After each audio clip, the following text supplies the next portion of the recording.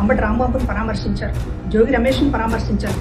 వారు మాట్లాడినటువంటి బూతులు మా పార్టీ సంస్కృతి కాదు అనేటటువంటిది ఏ రోజైనా ఒక మాట మాట్లాడారా?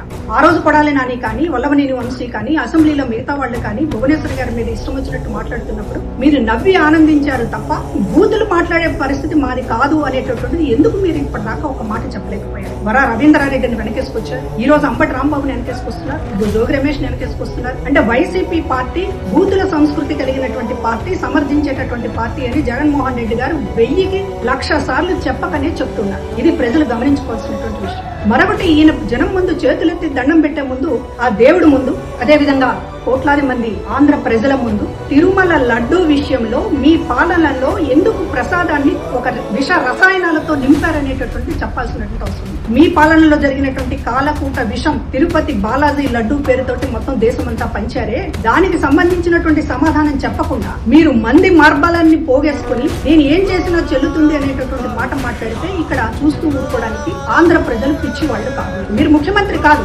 11 స్థానాలకి పడిపోయి జవాబుదారితనంగా ఉన్నటువంటి నాయకుడు. మీ పాలనలో జరిగినటువంటి పాపాల చిట్టా ఒక్కొక్కటి బయటపడుతూ ఉంటే దాని మీద ఒక్కరోజు కూడా ప్రజల ముందు మాట్లాడరు, మీడియా ముందు మాట్లాడరు. ఎదురుదాడి తప్ప ఒక్క దానికి ఒక్క ఆరోపణకి ఒక్క ఆధారాలకి మీరు ఈ రోజున సమాధానం చెప్పేటటువంటి పరిస్థితి లేదు. ఇది ఏంటి? మీరు బుల్డోజ్ చేసుకుంటూ పోతారా? ప్రజల అభిప్రాయాలను బుల్డోజ్ చేసుకుంటూ పోతారా? లేకపోతే సిట్ నివేదికల్ని, సిబిఐ నివేదికల్ని అన్నింటినీ బుల్డోజ్ చేసుకుంటూ పోతారా?